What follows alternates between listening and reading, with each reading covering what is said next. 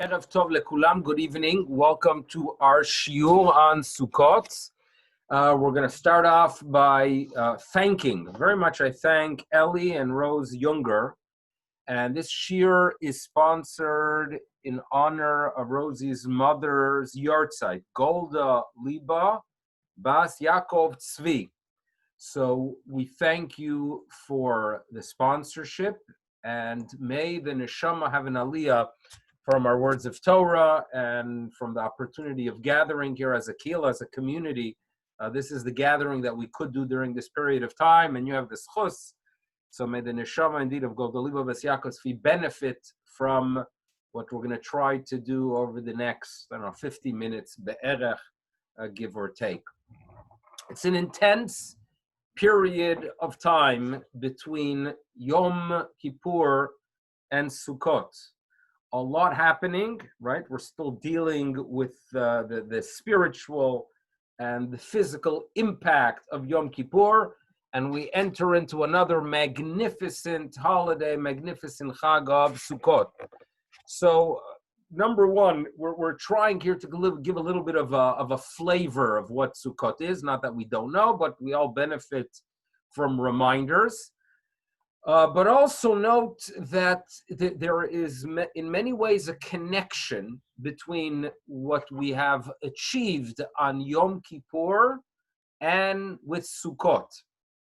In Shulchan Aruch, this is something that we are told at the end of the laws of Yom Kippur, that righteous people are careful that immediately after Yom Kippur, some say the next morning, perhaps even the night after Yom Kippur, we begin our Sukkah preparations, either putting it up or fixing or measuring.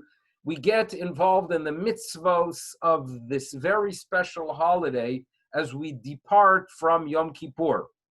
My mother always loves sharing the story that her late father, Zaidi, Olav Hashem, I called him Zaidi, my mother didn't. Zaidi, every single year, right after his first taste of food, after the 25-hour fast, would walk into their porch, and they had a sukkah in the porch itself, and there was a contraption that, in theory, by pulling a rope, you were supposed to somehow pull the schach or remove the ceiling, and that is what would form the sukkah, by pulling the rope. My mother knows that every single year, the tradition was that he would go out, pull the rope, and the rope would detach.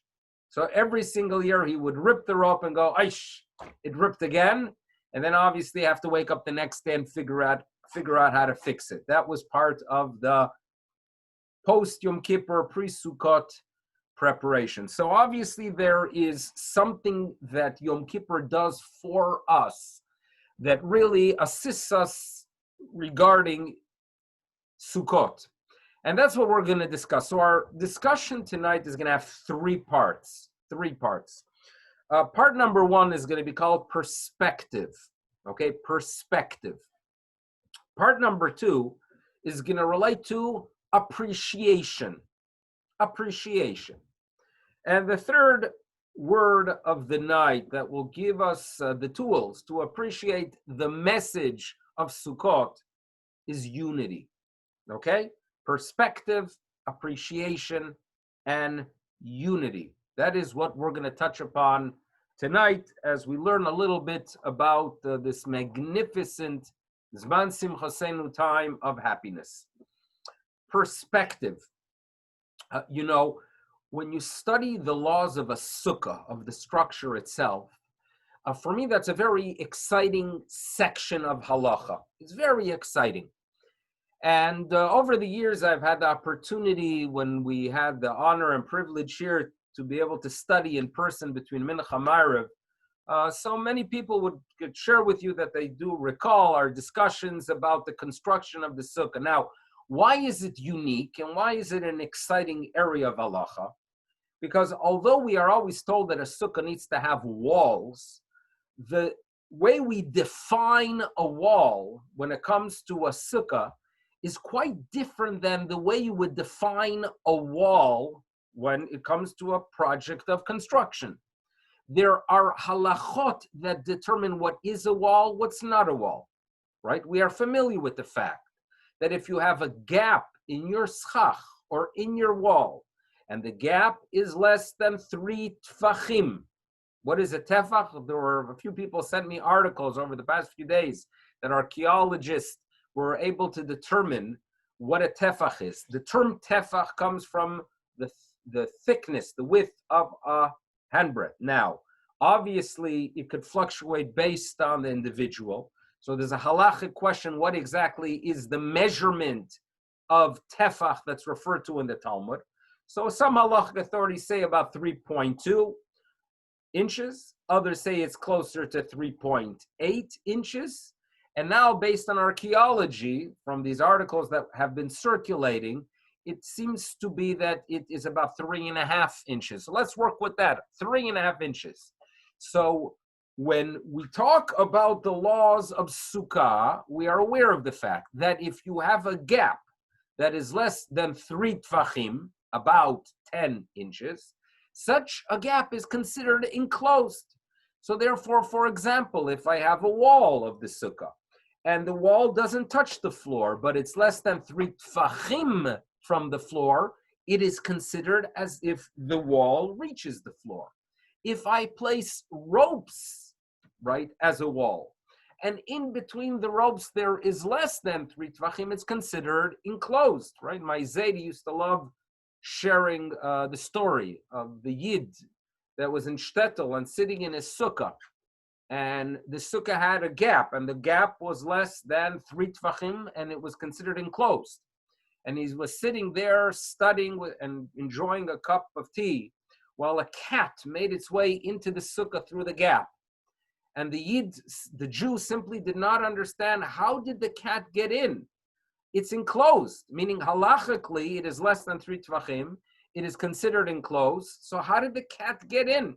Okay, so these laws are exciting because there are several such laws when it comes to the construction of a sukkah, that you could extend walls upward even if they don't reach the schach.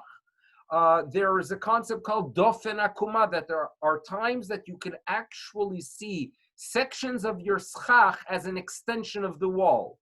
So therefore, in some circumstances, when you have schach that's not valid, let's say it's metal, if it is near the wall, in some cases you could view that as an extension of the wall, and as a result, it does not disqualify the rest of your sukkah. These are very fascinating laws, which I always enjoyed, and we've had the opportunity to study. Now, I want to find a message there, some kind of message that relates to how we look at life. And my feeling is, Yom Kippur gives us perspective.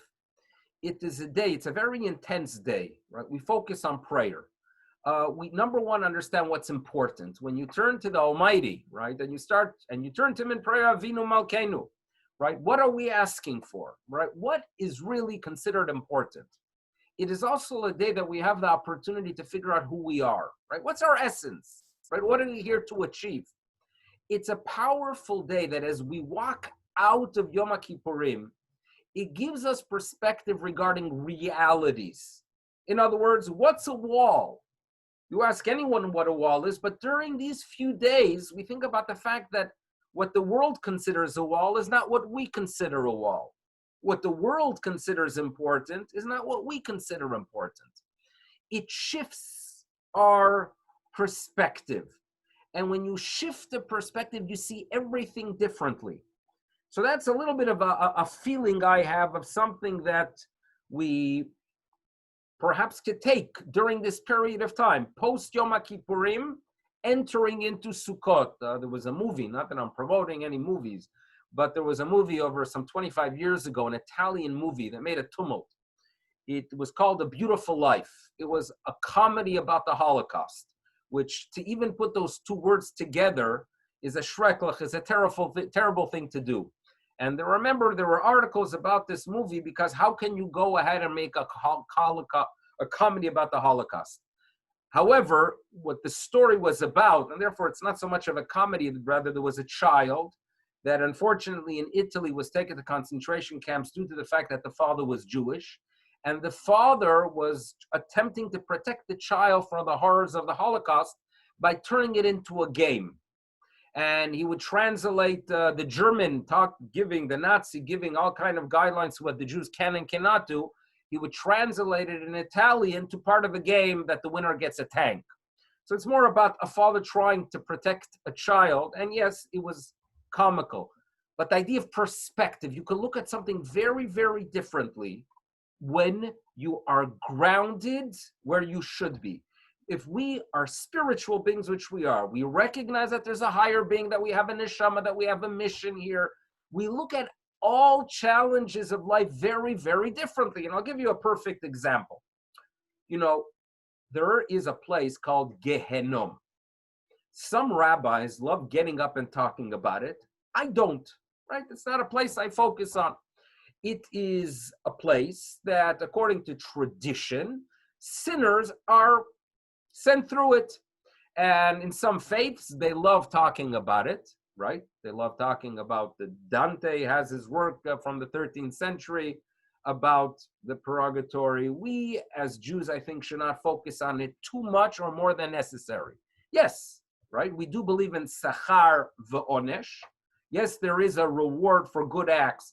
And when a person makes a bad decision, it has to be addressed. It has to be cleansed. And there is a concept called a Gehenom. But I don't think that it should be a fundamental part of how we start the Jewish journey.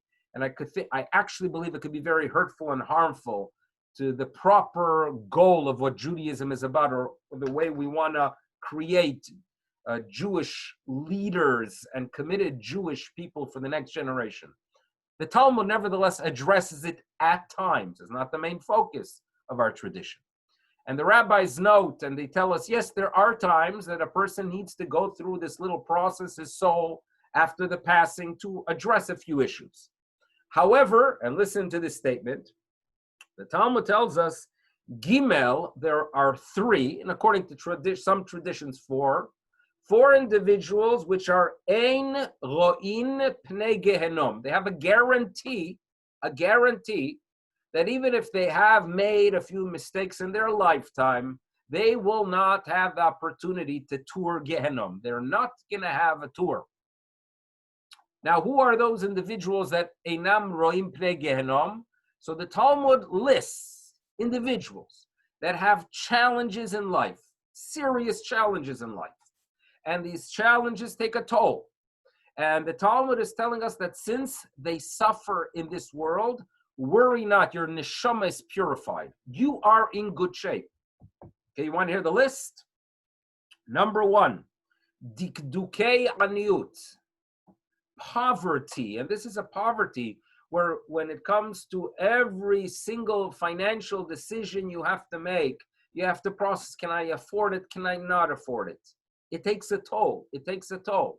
And I'm sure many could think about the previous generation, parents who came from the old country, or Holocaust survivors who had difficulty, right? People like, my mother tells me that they never had in the early days of the late 40s, early 50s, the idea of bread that was not a day old was unheard of at home because people were poor, okay? Dikdukei aniut, it takes a toll. It's hard. That's the first one on the list that they have a guarantee. Number two, Cholei me'ain, people that have illnesses, especially stomach illnesses, right, with their digestive system. These are illnesses that are harsh, that are brutal, and they're suffering. The Talmud tells us there is a guarantee. Einam ro'im pnei gehenom. They're having it in this world. Next is reshut, people that have to deal with authority. Authority means the authority that our ancestors had to deal with. That if your local governor or your local poritz or mayor was on your case, right, and wanted to destroy your life, life was a living Gehenom. Such an individual where day in, day out suffers, he has his Gehenom in this world. Number four on the list is a person who has a bad spouse. A bad spouse.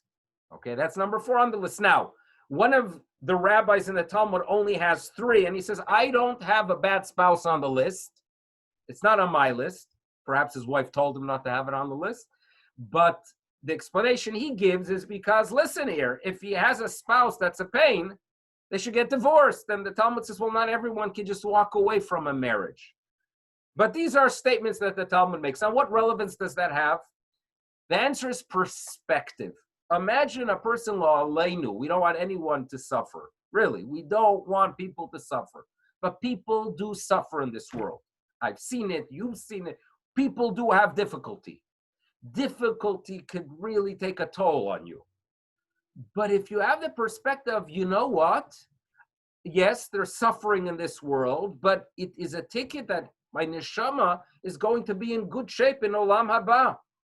If we take that perspective, it gives us the tools to deal with challenge. And it doesn't have to be the greatest of challenges. It could be a small challenge, right? A rejection, right? A person goes ahead and applies to a position and he's rejected. It could take a toll, or it could say, okay, that's a very minor suffering, obviously. People deal with illnesses. We see illnesses. We see so many things that there are challenges in this world. But if you take the perspective, okay, this is not my whole essence. I'm not going to be in the physical world forever. I have a neshama, and perhaps my neshama benefits from it. Perspective changes when we know who we are. Yom Kippur gives us that identity. And we change our perspective. We look at things differently after we experience a Yom Kippur the way we should. And we can enter in a Sukkot. We can enter into a holiday that we look at a structure and we say, that's a wall. That's an enclosed structure. What do you mean it's enclosed? It only has 2 walls and 28 inches on one side. How can you call that enclosed? Halachically, it's enclosed. Jewish tradition tells me it's enclosed. For me, that is enclosed. We change perspective after Yom Kippur, and that is how we are able to look at a Sukkot.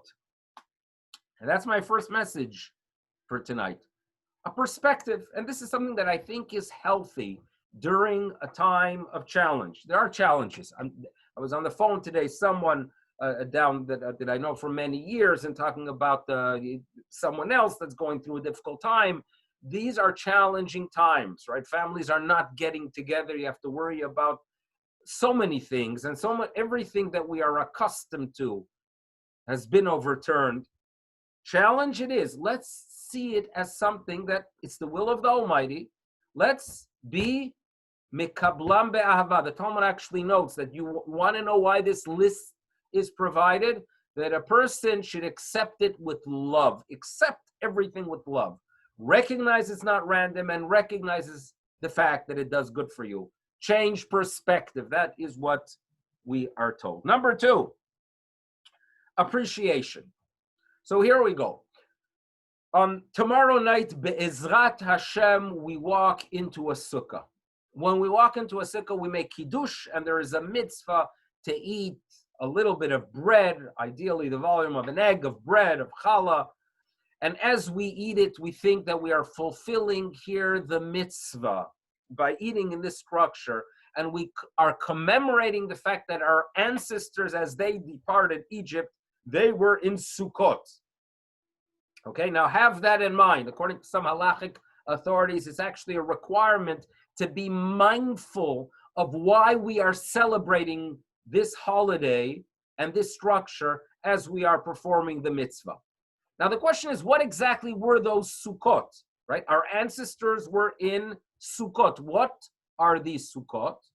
So there's a dispute in the Talmud, and every single year leading to Sukkot, we review this dispute, where Rabbi Akiva tells us that you need to know that the Sukkot that we are commemorating of our ancestors were Sukkot mamash, actual huts. Our ancestors left Egypt. They stopped somewhere. They needed some protection from the elements. They built these structures. They did it. We do it. We do it. And that's how we commemorate the past. Rabbi Eliezer, on the other hand, says, no, we're not commemorating that. What, a physical structure? What's so great about that? that we have to sit 3,400 years later to commemorate, but rather, according to Rabbi Eliezer, the Sukkot, the Sukkah, symbolizes the clouds of glory. Our ancestors throughout the years in the wilderness were protected spiritually by the crowds of the Almighty. It was a spiritual experience. We obviously don't have the ability to go ahead. You can't go to Home Depot and pick up clouds of glory. So we do something physical to commemorate that symbolizes those clouds of glory of our ancestors. And while Rabbi Akiva takes a very physical approach to the holiday or to the structure, Rabbi Eliezer takes a spiritual approach. Now remember that machloket. And I would like to share with you a little bit of an insight what perhaps Rabbi Akiva and Rabbi Eliezer are disagreeing about. And what's interesting is that the general rule in Talmudic literature is that when Rabbi Akiva, we've all heard of Rabbi Akiva, he was a great authority. He was so great that the rabbis tell us that when he has a dispute with another authority, in general, we follow his opinion.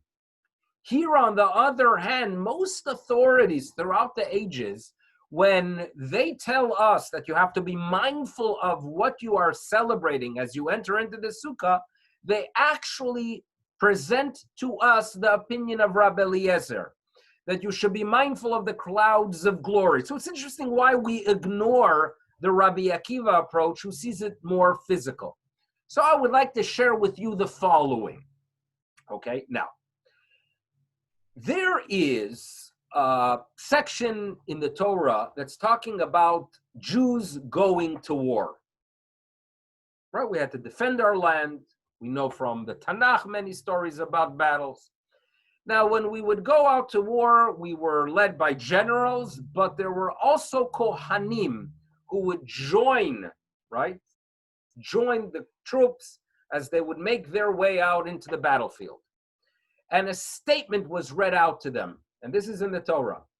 And the statement is, listen, if you fear war, you're not qualified as a soldier. If you are an ish that's yareh v'racha levav, yachzor lebeto, go home. You're not cut out for this. Right? We're familiar with that section of the Torah.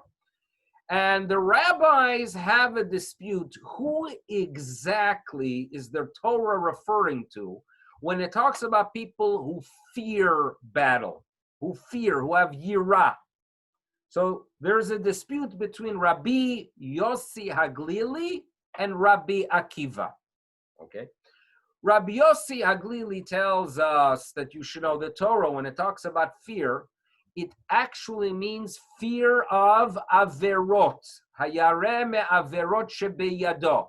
In other words, Rabbi Yossi Haglili is telling us is that in the ideal Jewish world, those going out to war to defend the people of Israel, to defend the land, should be on a very high spiritual level. And if they fear that they are not where they should be spiritually, if they are carriers of sin, they have no place in this supernatural battle, and therefore they need to return home. So according to Rabbi Yossi Haglili, the individual who is yareh, who has fear, it is a person that is perhaps not on the right spiritual level due to sin. Rabbi Akiva says to him, what are you talking about? Rabbi Akiva disagrees. If the Torah says fear, and if you look at how wars are played out, you have to have courage. If you are afraid, you can't go to battle. This has nothing to do with a high spiritual level. This is a practical statement, says Rabbi Akiva. And therefore, if a person fears, he shouldn't go to battle. Not everyone has the courage for the battlefield. So I've explained in the past that Rabbi Yossi Haglili and Rabbi Akiva perhaps have a different outlook of what a Jewish war is, because they had a disagreement about a contemporary issue in their days. In the days of Rabbi Akiva, there was a general by the name of Bar Kochva, right? Bar Kochva. Bar Kochva was leading a rebellion against the Romans. And he was a very charismatic individual. He was a leader. He was righteous. And he fought as a general. Rabbi Akiva was a supporter of Bar Kochva to such an extent that he viewed him as a potential, or perhaps even more, of a Messiah. He saw him as a messianic figure. For Rabbi Akiva, Jews going to the battlefield was not theory. For Rabbi Akiva, this was a practical question. And therefore, for Rabbi Akiva, as he opens the Chumash and he reads about war, it's halacha l'maisa. It is something that is relevant Jewish law. And therefore, he interacts with the troops, and he senses that there are those that have the courage and have the guts and have the kishkas to go address, the challenges of a battlefield, and there are those that don't. So for Rabbi Akiva, it is practical. So he opens the Chumash and it says, Yareh v'rach levav. It means a person who fears. Nothing to do with the theoretical high level of spirituality. It deals with practical soldiers. Rabbi Yossi Aglili, on the other hand, did not support what was taking place with Bar Kochva. For him, war was something of a messianic era, in an ideal world, a spiritual concept more than something that's practical. The spiritual concept, indeed, you could say that it is only the one who is extremely righteous is going to be the one making his way to the battlefield. So this is a pshat I've shared here in the past, but I am applying this pshat to our discussion regarding the Sukkah as well. Sukkot is a time to be grateful and to be happy for the physical and for the spiritual. For this physical, we all understand that as our ancestors would be harvesting throughout the summer, and come Sukkot time, come the fall, start bringing in all their grain into their storage houses, and they realized what an abundance they have, it was a time of happiness and appreciation for the physical. It is also a time to be grateful for the spiritual. I know who I am. I have no chatam. Think about it, right? That, I had a whole year of mistakes. I turn to HaKadosh Baruch Hu and I say, please forgive me. Yom Kippur cleared my record. And over the past, what has it been, 48 hours since Monday night, perhaps 72 hours, I haven't been so bad. I think I haven't made too many mistakes over the past 72 hours. I feel good. I feel very happy spiritually. Sukkot is a time to be grateful for both. No question about it. However, when you live at a time of galut, when there are many, many, many physical challenges, it is hard to focus on the physical, right? Think about our ancestors in the 17th century, right? Dealing with the Chmelnytsky pogroms, having to leave town with the family and with nothing. No idea what's waiting for us in the future. And they're traveling somewhere in the Ukraine, and it comes Sukkot. How can they be grateful for the physical? Very hard, if not impossible. For the spiritual, for Ashreinu Matov Chalkeinu, that we have a Yom Kippur, that we have a relationship with the higher being, you could be anywhere. You could feel that appreciation. And therefore, to be grateful for the physical, you have to be in a situation where you see around the corner good things waiting for you. So now, let's return to the year 132, right? There's a rebellion by Bar Kochva, by the Jewish people against the Romans. Rabbi Akiva believes that within a very short period of time, the Romans are out. We have a messianic figure. We have a rebuilding of the Beis Hamikdash. He believed that we are very soon going to be celebrating physical gifts in this physical world. For Rabbi Akiva, Sukkot was a time to be grateful for the physical. And therefore, when you ask him, what are we celebrating? He said, we are celebrating something physical that our ancestors experienced, and we are experiencing it as well, because within a very short time, I'm telling you, within a very short time, what Rabbi Akiva would tell us, we're going to have all the blessings in the physical world that the Torah promised us. That's how Rabbi Akiva viewed it. Rabbi Eliezer, on the other hand, was not part of that school. For him, listen, we're in galut, we're in exile. We are in exile. We don't know about the tomorrow, what's waiting for us physically. Spiritually, boy, do we have to be grateful. And therefore, I look at it as Sukkah not to commemorate something physical of our ancestors, but a spiritual experience. And today, right after Yom Kippur, right, those days after Yom Kippur, I could think about the fact that I'm in a great spiritual state, and you can't take that away from me, right?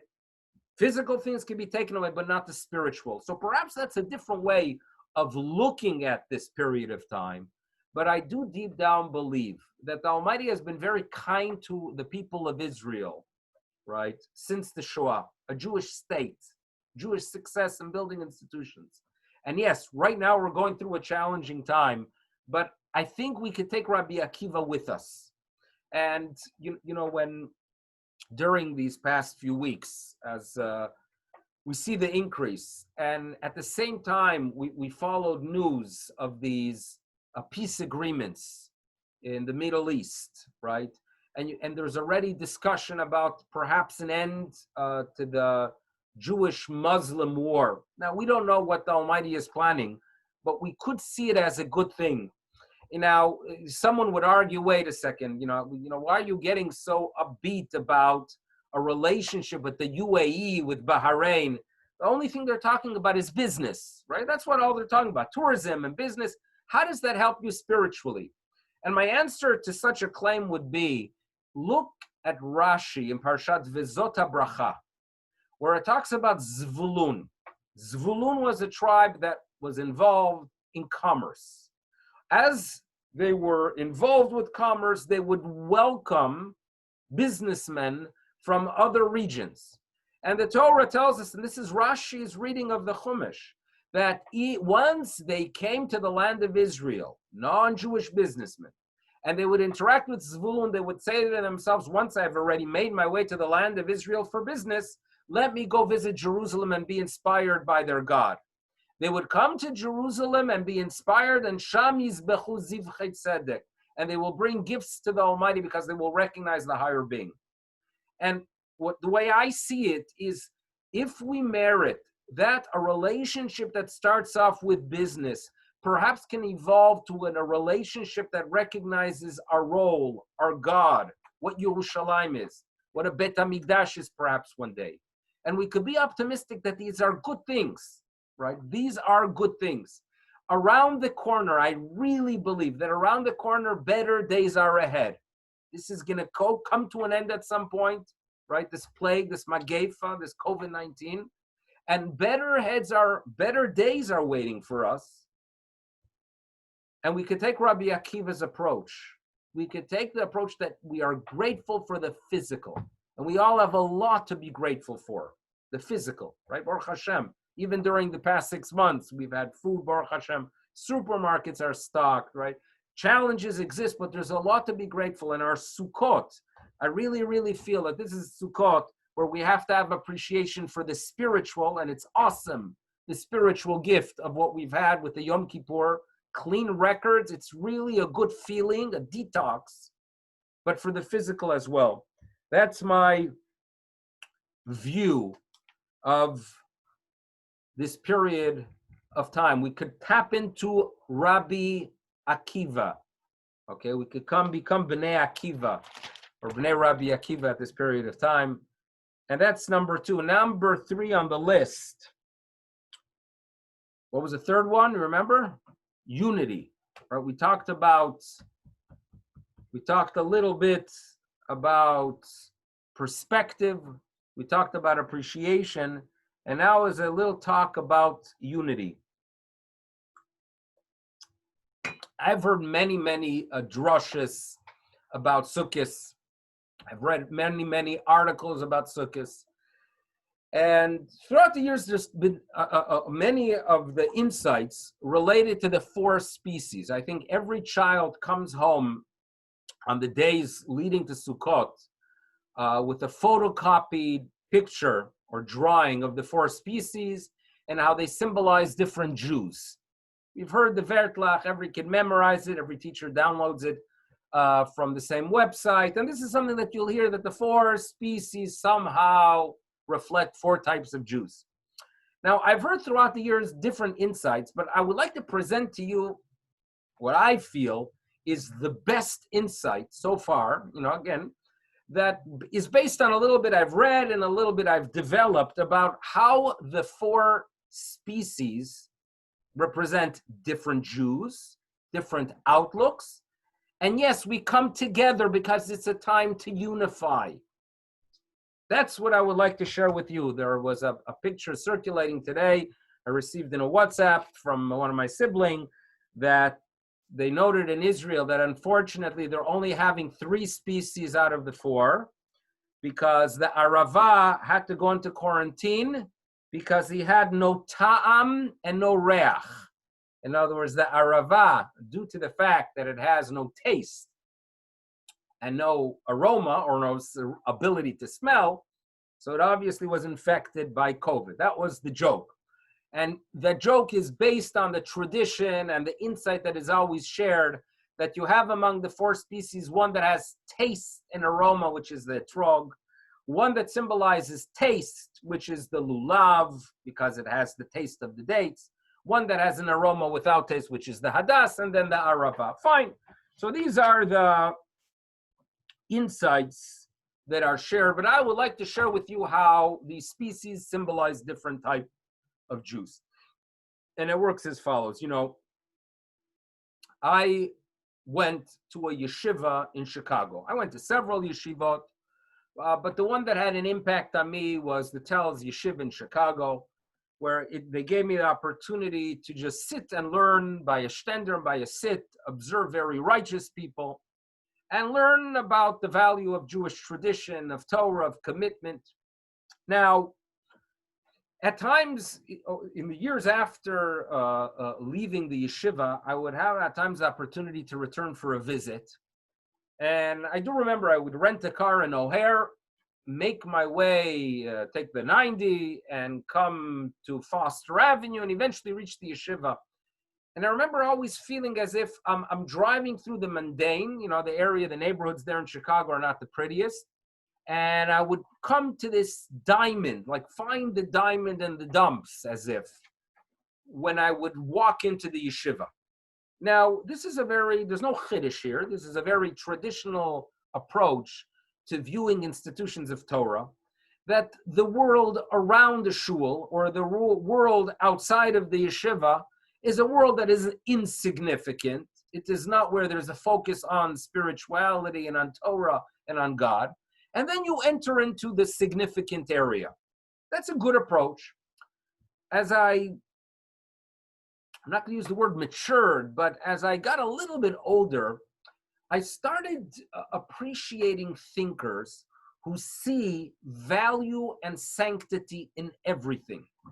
In other words, the older I get, when I walk through the neighborhoods here, right? I have a nice walk on Shabbos from shul to my home. Our home is about 3 blocks from Young. And I walk through the neighborhood, and a lot of people are walking dogs. I have nothing against dogs. They're very, very good creatures. They do good. There's no question about it.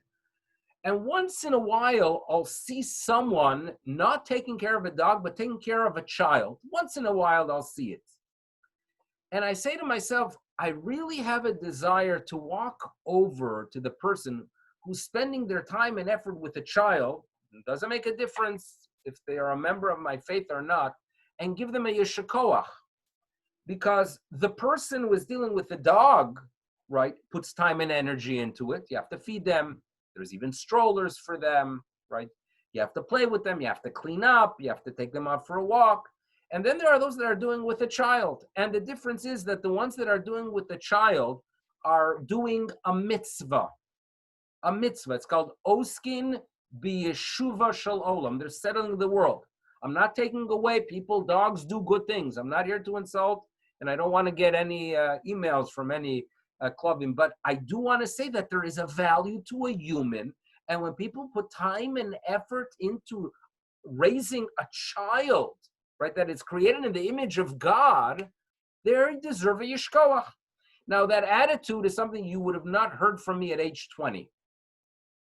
You weren't here at age 20.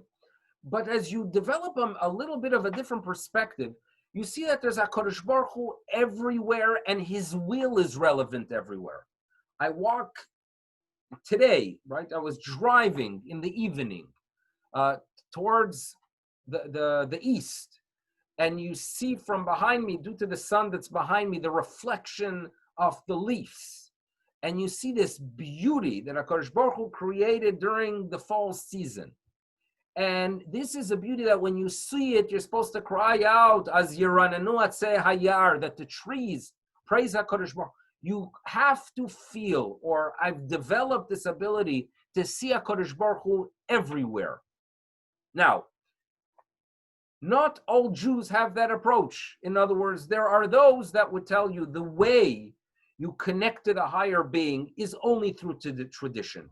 And you have to be focused only on that. Focus on your tradition, focus on your people, focus on HaKadosh Baruch Hu, straight up to heaven, right? You have to have lev echad le'avinu shebashamayim.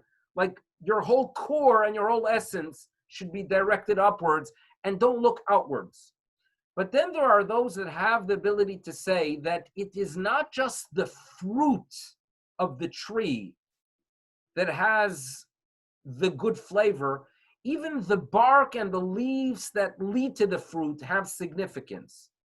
It is not just the Torah study hall, it is not just the shul, and it is not just the school that has sanctity.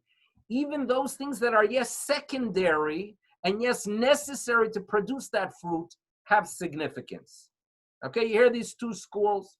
For me, these two schools are symbolized by the etrog and the lulav. They both symbolize fruit, right? They are both spiritual or symbolic of spiritual individuals. You know, when the Talmud wants to identify the etrog, right, as the fruit that we should use as a Pri Etz Hadar, the Talmud notes that the etrog is unique. Why is the etrog unique? Because the fruit has the same flavor as the bark. You've heard this? It is a tam etzo upirio shaveh. It's a reading of the verse, because the Torah tells us you take a Pri Etz Hadar, Pri Etz, it's as if the Torah is telling you that the etz, the wood, the branches have flavor as well. So the rabbis identify the etrog as such a fruit that you have the same flavor in the wood as you would have in the fruit itself. What does that mean exactly? Different explanations are given, but Rav Kook notes, and other thinkers as well, that you need to know the following. In the ideal world, it is not just the fruit that has flavor, it is even the branches and the trunk and the leaves, everything that is needed for the fruit has the same flavor as the fruit. Just as you are supposed to see, and there are people that naturally have that tendency, to see God and to see the flavor of spirituality, not just in fruit, but even in the bark, even in the tree, not just in the Torah hall, but even in the marketplace, that when I see people walking into a supermarket, right, or I see the worker stocking the shelves in the supermarket, he may not know it, but he's doing something spiritual. He's osek b'yeshuva shel olam. He's setting the world. God wants him to wake up in the morning and stock the shelves, and God wants the food server or the person who is driving the bus or the truck or the person working obviously in the pharmacy. If you are involved in something constructive, yes, it's not the fruit, it's not Torah, it's not mitzvos, but you see within the wood itself spirituality. The etrog symbolizes a person who has that natural tendency to see the spiritual, not just in the fruit, but even in the bark. That is the etrog. It's an etrog type of Jew. And when I study and I talk about the works of Rav Kook, and I've talked in the past of Rav Chatzkel Sarna, the Rosh Hashiva of Hebron, he was such a person. He talks about the value of the world, the beautiful world, right? The value of the workplace, the value of all humans. See value in them. Don't put them down as, they're goyim. Who cares? God forbid to say that. See sanctity not just in the fruits, but in the wood, because the wood has the flavor of the fruit. That is the etrog Jew. So what is the etrog Jew? Remember, I'm trying to say that the 4 species symbolize different type of Jews. The etrog Jew is the one that everything plays a role in the flavor of the fruit. The lulav Jew is different. You know, the lulav, if you look at a palm tree, it's straight, right? It's straight, narrow-minded, in a very good way. It's upwards towards God. And, you know, there are midrashim that say that you should know the lulav comes from a tree that the branches don't move out, they move up, because everything is directed towards God. They only see spirituality with that link to the higher being of God. So that's a different Jew, right? The Rosh Hashiva, traditional Haredi Rosh Hashiva. Obviously, the world needs such individuals. I think it would be dangerous if everyone sees too much spirituality in the whole world, because you have to keep things balanced. But these are different types of personalities, and they are all part of our 4 minim. Etrog, we have a little bit of clarity. Lulav, we have a little bit of clarity as well. You know, the Hadass, you know the story that the great Rab Shimon Bar Yochai spent 13 years with his son in a cave. He spent time in a cave. He was escaping from the Romans. He was studying Torah, became very spiritual there. When they came out, when father and son, Rab Shimon Bar Yochai and his son, right, early 2nd century, come out of the cave, they are so spiritual that they basically were not able to interact with the physical world. But you know what guided them, or you know what showed them that, you know what, even physical humans have value if they do mitzvot? So the Talmud shares with us a story that it was Erev Shabbat, and they saw a Jew running, right, honoring Shabbat by carrying, what did he purchase for Shabbat? 2 hadassim, 2 myrtles. And the fellow noted, I have one for Shamor, one for Zachor. This is how I honor Shabbat. And it seems to be that they're being taught that mitzvot produce an aroma, like the hadas, which produces an aroma.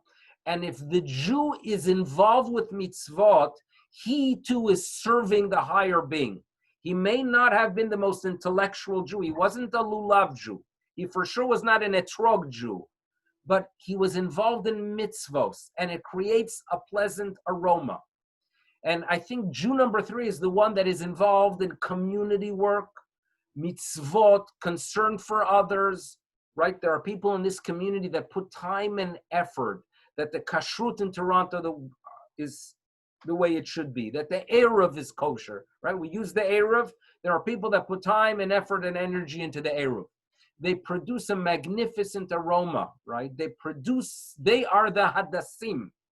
They are the hadas Jew. The Jew involved in a mitzvah, mitzvos, is the one that is like the hadas. It produces a magnificent aroma. And in many ways, I think like the etrog Jew also produces a greater aroma, right? There's a fragrance that comes forth from people who see value in everything. The etrog and the hadas. So far we covered 3, right? We covered the etrog Jew, the lulav Jew, the hadas Jew. By the way, the rabbis note that when you pick an hadas, you have to be sure that the 3 leaves are on the same level, because if they are not consistent, meaning if sections of one of the leaf, if the area where the leaf emerges from the branch is lower than the other ones, the rabbis label it a hadas shoteh, a foolish hadas. And perhaps there's a little bit of a lesson there that when people are involved, right, involved in mitzvot, you have to be sure that they are grounded and guided by Torah. Now, there are people that think that they're doing good things, right? Doing good mitzvot, right? But reality is that if you're not guided, those things can be problematic. In other words, people who are concerned for the welfare of humans, that's wonderful.